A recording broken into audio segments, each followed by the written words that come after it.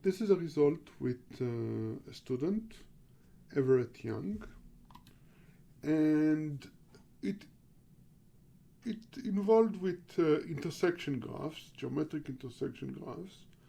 So here the input is some geometric shapes in the plane, and you look on the intersecting pairs and they define the edges in the graph. Formally, the vertices are the objects, and two vertices are connected if the respective objects intersect.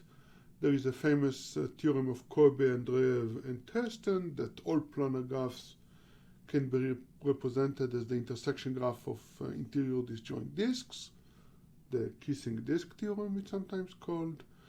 But in fact, you can represent also non-planar graphs, right? For example, I added here a red disk, and this graph, the new graph, is non-planar.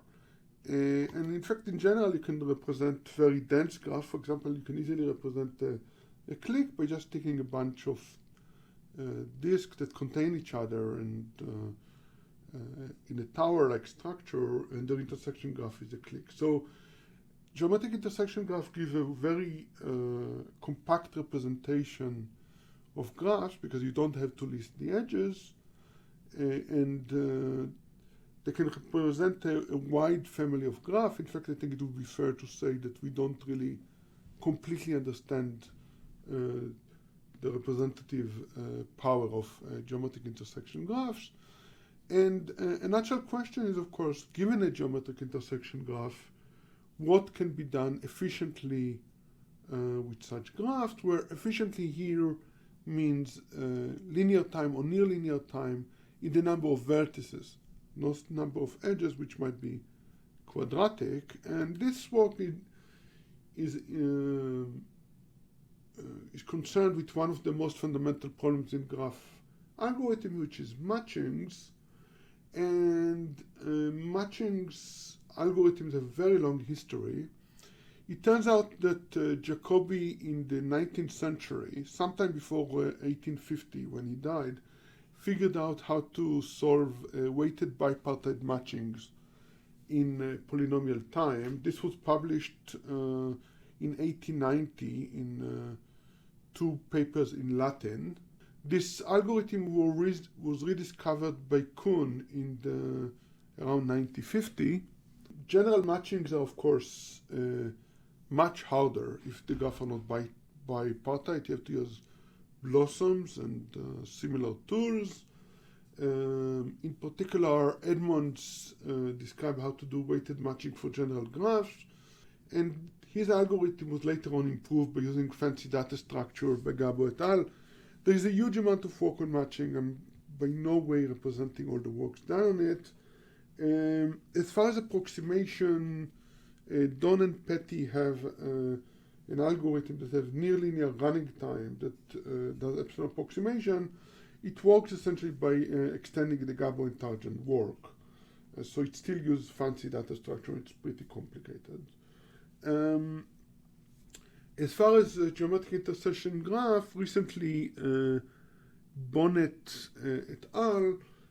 Showed an algorithm that had running time which was near linear but not quite linear, and to the power of some constant. This algorithm uses a somewhat different approach to matchings through fast matrix multiplications, and I think it's fair to say that this algorithm is not practical. In the bound here we have this rho, which is density. We will come back to this density parameter later on. It's roughly the deepest point in the arrangement, or formally it's the point in the plane that contains the largest number of objects, or is contained in the largest number of objects. So the question that motivated this work is, can we come up with near linear time algorithms and that are simple, or at least conceptually simple? And we have a large collection of new results, and essentially the problem is pretty easy for unit disks. For general disks, the problem becomes much harder, but we still can do a linear time approximation, but the polylog terms now become pretty ugly, and also the constant become exponential in 1 over epsilon, and you can also get results for well-behaved shapes that are fat and so on. Okay, so how does our new algorithms work? So before that, I want to give you a quick review of some matching algorithm stuff. I assume that you encounter a lot of this either in your undergrad or in some courses that you have to teach. So given a graph, the standard algorithm, the first stage is to compute a greedy matching. This is done by picking an edge, adding it to the matching, removing it, deleting its two endpoints, and repeating the process until the graph is exhausted. And then the next step is to look for augmenting paths. Augmenting paths are paths that start in a free vertex and in a free vertex, and they alternate between free edges which are not in the matching and edges that are in the matching. And whenever you find an augmenting path, what you can do, you can XOR it with the current matching, get a matching that is bigger. And you repeat this process until there is no augmenting path, and at this point you arrive to a maximum cardinality matching. And I should, by the way, mention that all the results here involve unweighted matchings.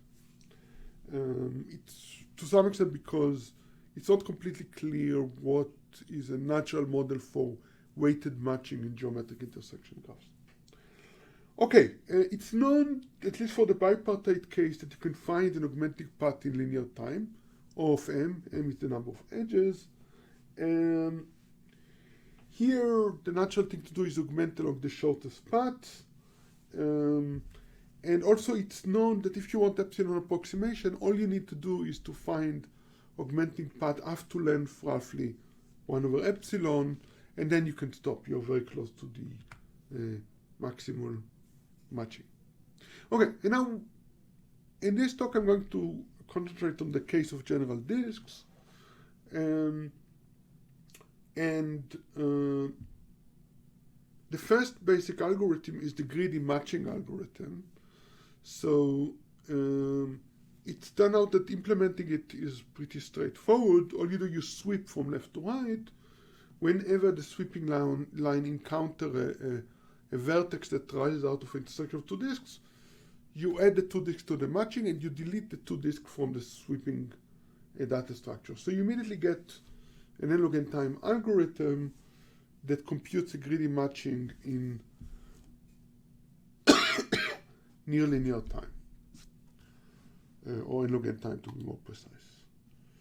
And the nice thing about disks is that we have some fancy data structures. In particular, Kaplan et al. Showed how to maintain a set of disks, such that given a query disk, you can find out if it intersects any of the disks, and if so, report it. Or alternatively, you can insert or delete a disk, and all operations can be done in polylog time. And Everett et al. Showed roughly in 2001 that if you have this black box, you can compute essentially a BFS of the disk intersection graph, and in fact you can implement one round of bipartite matching in near linear time. Okay, so what do I mean by round of bipartite matching? I'm referring here to this Hopkoff and Karp algorithm. So what it does, it in linear time extract all the augmenting path of length I, and then move on to the next round, extract the augmenting path of length I plus 1, and so on. And the basic idea that every round of this algorithm requires a clever BFS-like algorithm to compute the BFS and extract those augmenting paths from the BFS. So you can implement each round of this in your linear time. Since we need only 1 over epsilon rounds for approximate matching, because we need to augment only path of length roughly 1 over epsilon, this immediately gives us a bipartite matching in near linear time, right? N over epsilon and some noise in log n. But again, this algorithm uses this somewhat fancy data structure.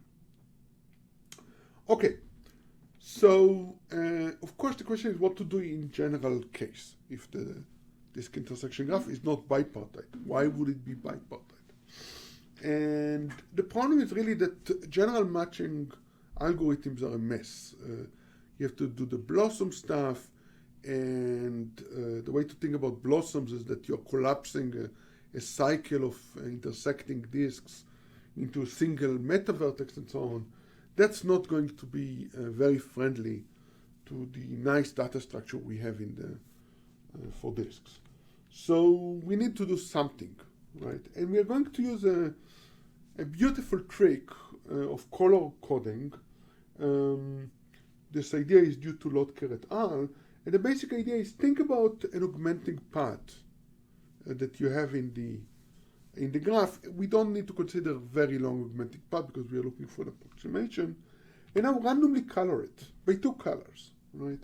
And the basic idea is that with good probability, the path is going to be bichromatic. The colors of the vertices are going to be bichromatic. In particular, this means is that we can find such an augmenting path efficiently. The basic idea is that we are going to color the graph randomly in 2 colors, the vertices. We're going to remove all the edges that are matching edges that are monochromatic, right? Both vertices are in the same color. And they belong to the matching. We just remove them. We remove also the monochromatic edges. This time we keep the vertices. And now we compute an approximate matching in this bipartite graph, which we saw how to do efficiently. So we can do that. And then you just need to repeat it enough times. Something like 2 to the 1 over epsilon log n time if you want to succeed with high probability. And you get an approximate maximum cardinality matching, which is very nice. Okay, so this is the result. We get, for a set of disk in the plane, we get the matching which is 1 minus epsilon times the optimum matching, and the running time is essentially near linear. Okay, now we can do better in various cases. In particular, if the disks are unit disk, one can do better. Please have a look in the paper. But here, let's consider the case where the intersection graph is sparse. What do I mean by that? The density is low, right? So in this case, the density rho is going to be the maximum number of disks covering a single point. And it's known that if you have low density, you can find a small separator in the graph.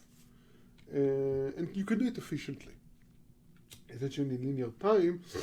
And the natural algorithm to use such a separator is to break up the graph recursively applying separator until you're left with small pieces, and then compute the maximum matching on each piece separately. The problem that we have here, which makes this rule issue complicated, is that we would like to apply the separator to the optimal matching, but we don't have the optimal matching. What we have, we might, if we want, we can have the greedy matching, and it turns out that this is enough. You can apply the greedy match. You compute the greedy matching, and you apply the separator to it. You use this separator to separate the whole set of disks, and you repeat the process until, as I said, you're left with small pieces. Now, the reason why it works is non-trivial, but the basic idea is that we're using here is the fact that if you look on the greedy matching, the set of vertices not in the greedy matching form an independent set. And that turns out to be enough for our purposes. And to understand why, one need to understand how the separator works. So the separator essentially works by picking the right circle, and then you randomly expand it by some factor between 1 and 2. And then you take this circle and you take all the disks that intersect the circle, and those are the separating set. And it turns out that if we go back to the previous slide, we apply the separator to the greedy matching, the disk and the greedy matching, and it turns out that the number of disks in the penetrator that belongs to the optimal solution that get cut by the separator is proportional to the number of disks in the greedy matching cut by the separator, at least in expectation, and that's enough for our purposes. So we can do, essentially we can effectively apply separator to the optimal solution recursively. So we can do that. The next ingredient that we need for our algorithms is this tool called important sampling. So this is a very well-known technique in statistics, and the idea is that you have a summation of some terms, positive terms, and you want to estimate the summation. Now the idea is that you don't have the terms. If you have the term, of course, there is no problem. What you have for every term, you have a rough approximation, say a 2 approximation, and you can compute every term. If you want, you can compute it exactly, approximate it very well, but that's expensive, right? So of course you could go and compute exactly all the terms and compute the sum, but that would be expensive. The idea is that you would like to, in fact, compute exactly, approximate it with high quality, only very few of the terms, and use that to estimate the whole summation. So it turns out that you can do it. You essentially need to sample in a careful way, roughly a polylogarithmic number of indices, and you compute some weights, and you estimate the indices that you picked up, the elements for those indices, you multiply them by the weight, appropriate scaling, and this gives you the desired 1 plus minus epsilon. And this estimate is correct with high probability. So this technique is called important sampling. It's a very nice tool. And why do we need it? So let's go back to our problem. We have a set of disks. The density is low, so we have a small separator. We can compute a separator hierarchy in n log n time.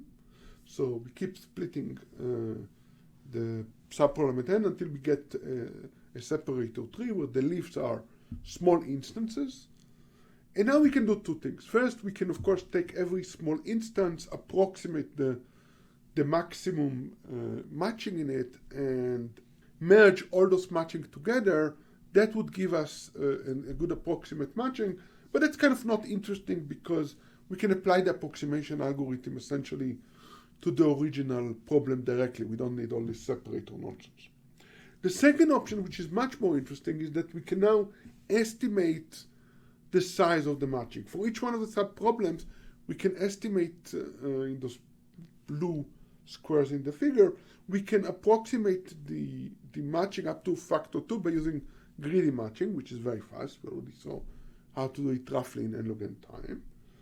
And then once we have this estimation, two approximation for the matching in each subproblem, we can use important sampling. This will give us some polylog number of subproblems. We have to compute the matching very well, and then we will just apply the good approximation algorithm, and then this will give us an estimate which is with high probability good. So this is the result we get. We get that we can compute an estimate for the size of the sample.